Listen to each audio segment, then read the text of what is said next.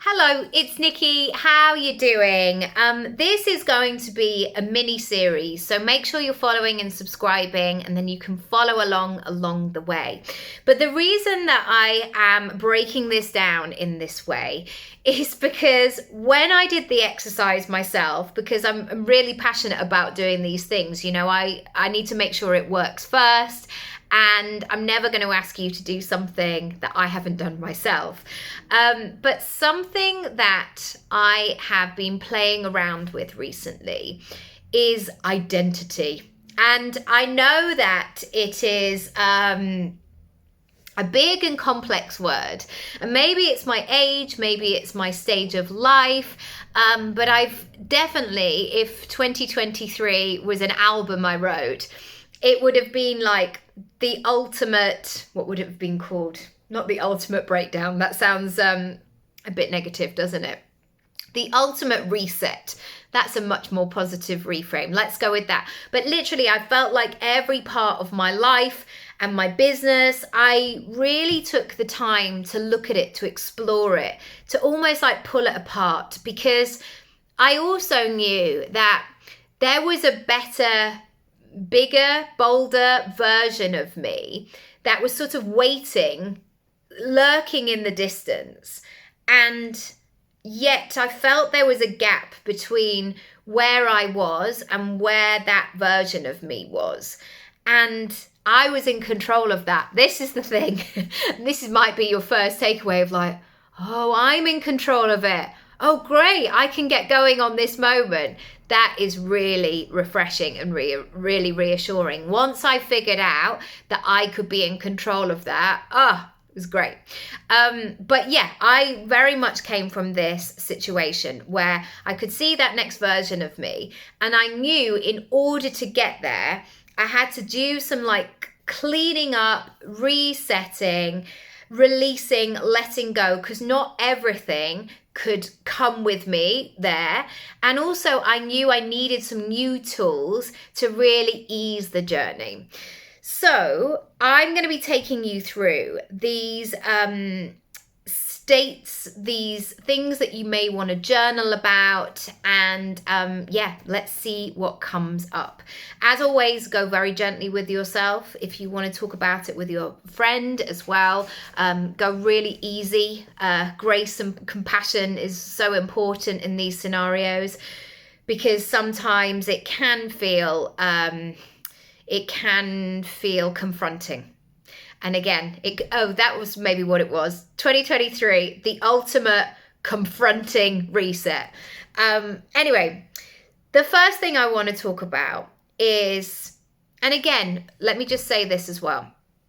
You don't have to go from like 1 to 100 in all this. I was watching 2 comedians talking the other day about those 10-year younger programs. You know, those makeover shows in the 2000s and the 90s, where actually this person just needed a sleep, or just needed some childcare, or an afternoon to herself, or just a nice haircut and a few highlights. And yet they were going in there, they were giving her veneers, they were giving her fillers, they were like doing all of these things. And it's like, no, she doesn't need like this whole thing where she looks in the mirror and then doesn't recognize herself. So this is always about tweaking.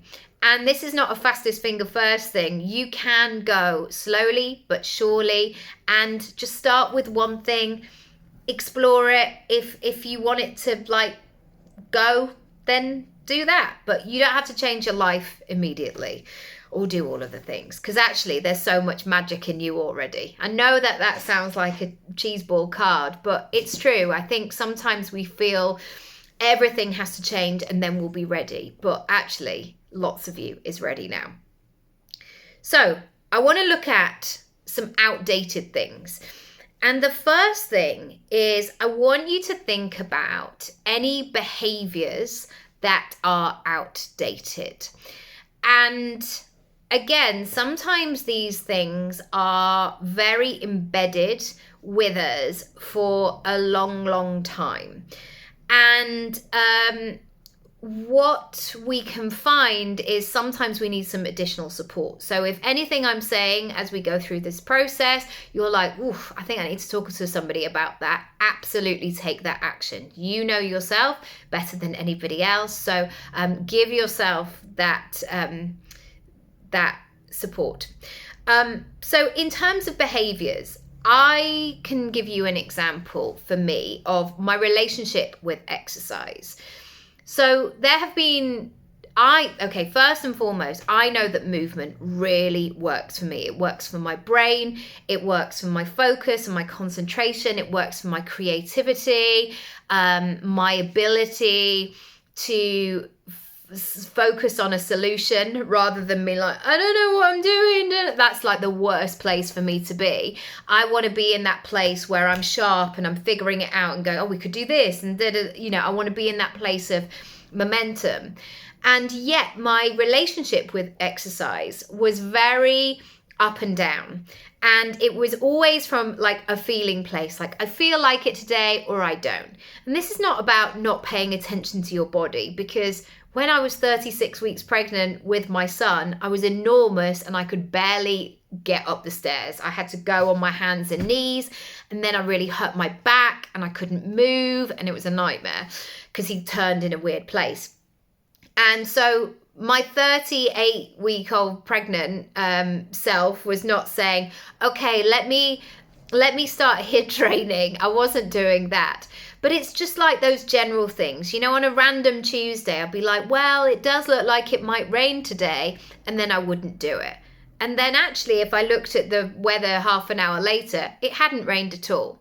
So this is really about, this for me in terms of behaviors, was about getting some order and discipline into the things that I was doing. And because I knew that running worked for me, I was like, I need to do this every day. And again, you might be like, I don't need to do this every day. Absolutely fine. But I now do 15 minutes, and I've been doing it since the 19th of November. So as I'm talking to you today, this is day 152. And that shift of my behaviors from being somebody that was random with something that worked for me into, I do this thing every day because I make a decision to try and shift things every day. Absolutely game changing. So maybe you want to start with that. What makes you feel really good? And then on the flip side, you might identify some stuff that doesn't make you feel good. Maybe you have patterns of behavior or things like that. I know that's a very long-winded situation, but again, bearing in mind of where you want to get to, where you want to be, who you want to be, bringing some awareness today of those behaviors. I would love to know if something has resonated. You can, of course, message me on my website. There's a button at the bottom. If you want to work together, make a plan, get things moving. Now that I've started this series, you're like, okay, yes, I'm ready to go. Working together could be perfect for you. So let me know, and I'll see you in part 2. Bye.